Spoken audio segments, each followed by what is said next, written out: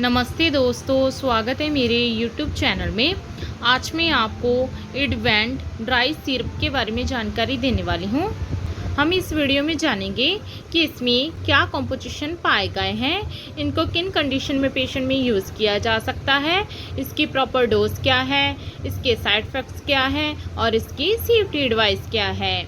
चलिए वीडियो को शुरू कर लेते हैं। सबसे पहले हम जानते हैं कि जो एडवेंट ड्राई सिरप है इसमें क्या कंपोजिशन पाए गए हैं। जो एडवेंट ड्राई सिरप है इसमें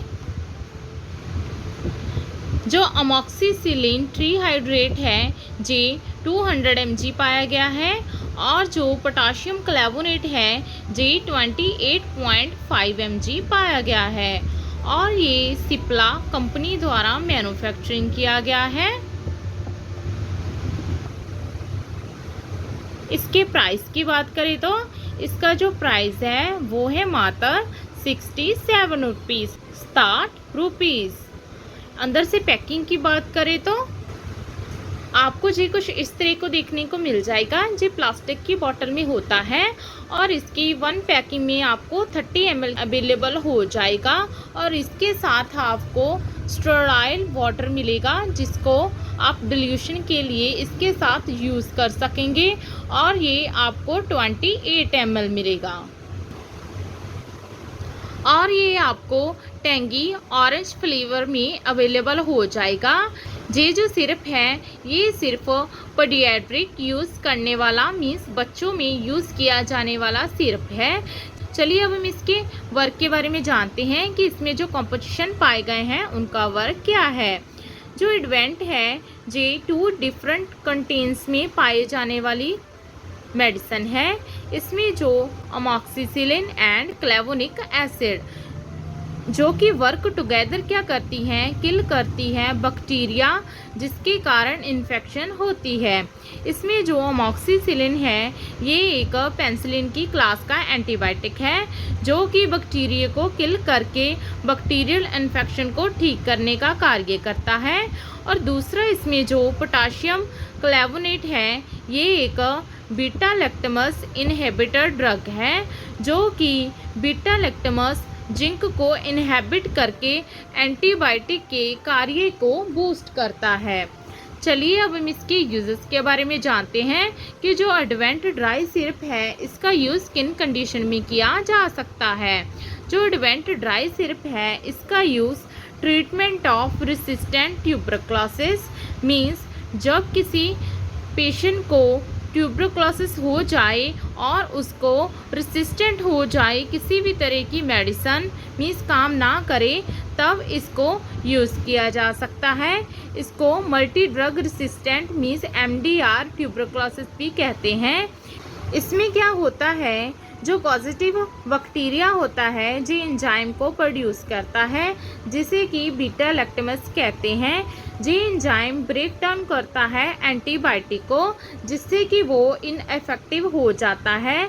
इससे रिजल्ट से क्या होता है बैक्टीरिया रेसिस्टेंट मीन्स ये रोक देता है एंटीबायोटिक के वर्क को जो कि हमें ट्रीटमेंट के लिए यूज़ करते हैं।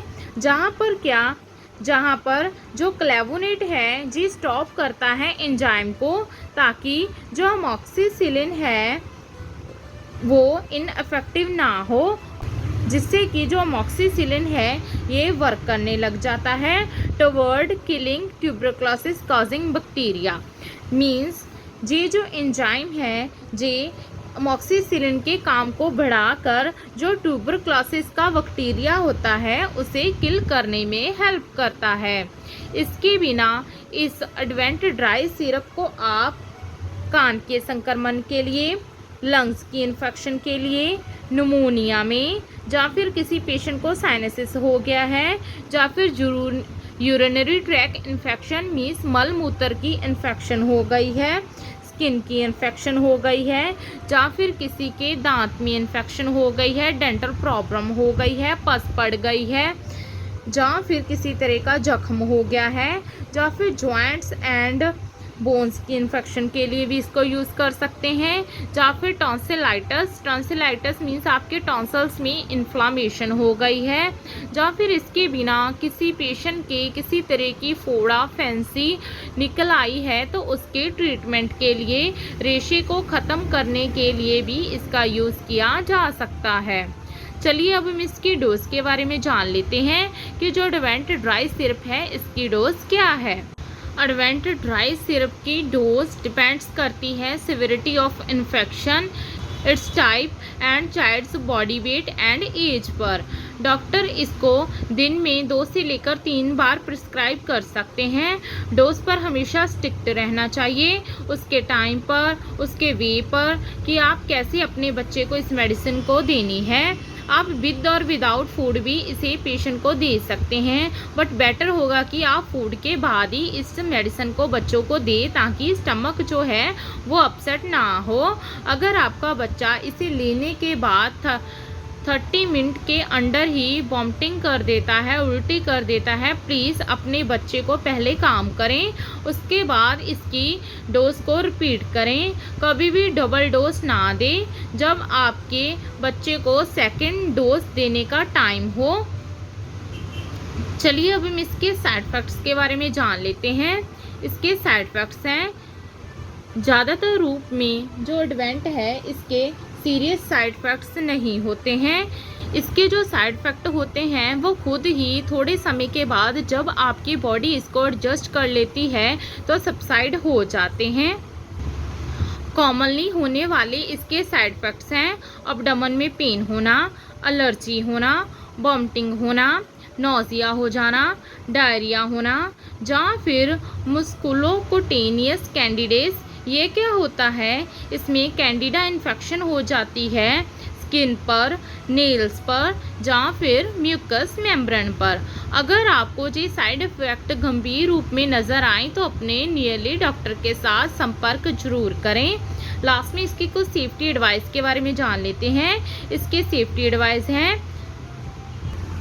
हमेशा इस मेडिसिन को इसके साथ दिए गए मेजरिंग कप के साथ ही मेजर करने के बाद इस मेडिसिन को अपने बच्चों को दें। कभी भी हाउस होल्ड जो स्पून होता है उसका यूज़ ना करें।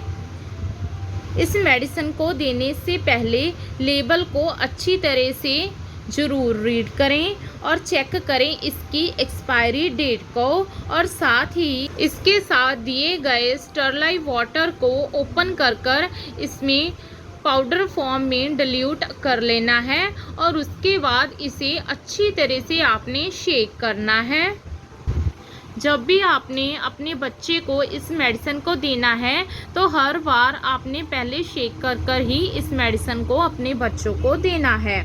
डॉक्टर को प्रॉपर हिस्ट्री दें। अगर आपके बच्चे को पहले भी किसी तरह की मेडिसिन लेने के बाद एलर्जी हुई थी या फिर हार्ट में प्रॉब्लम हुई थी, ब्लड डिसऑर्डर हुआ था, एयरवे में ऑब्स्ट्रक्शन आई थी मीन्स सांस लेने में दिक्कत आई थी, या फिर गैस्ट्रोइंटेस्टाइनल प्रॉब्लम आई थी, या फिर स्किन में किसी तरह की प्रॉब्लम आई थी, हमेशा डॉक्टर की प्रिस्क्रिप्शन पर ही इस मेडिसिन का यूज़ करें। कभी भी खुद से इस मेडिसिन का यूज़ ना करें।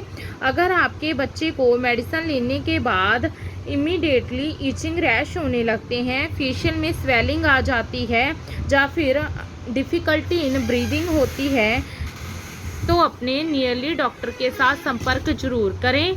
ओवरऑल जाने तो जो एडवेंट ड्राई सिरप है इसका यूज़ किसी भी तरह की बैक्टीरियल इन्फेक्शन हो गई है उसके लिए कर सकते हैं। आशा करती हूँ कि आपको मेरी दी गई जानकारी अच्छी लगी होगी। अगर दी गई जानकारी अच्छी लगी हो तो वीडियो को लाइक कर देना, शेयर कर देना और चैनल को सब्सक्राइब कर देना। धन्यवाद।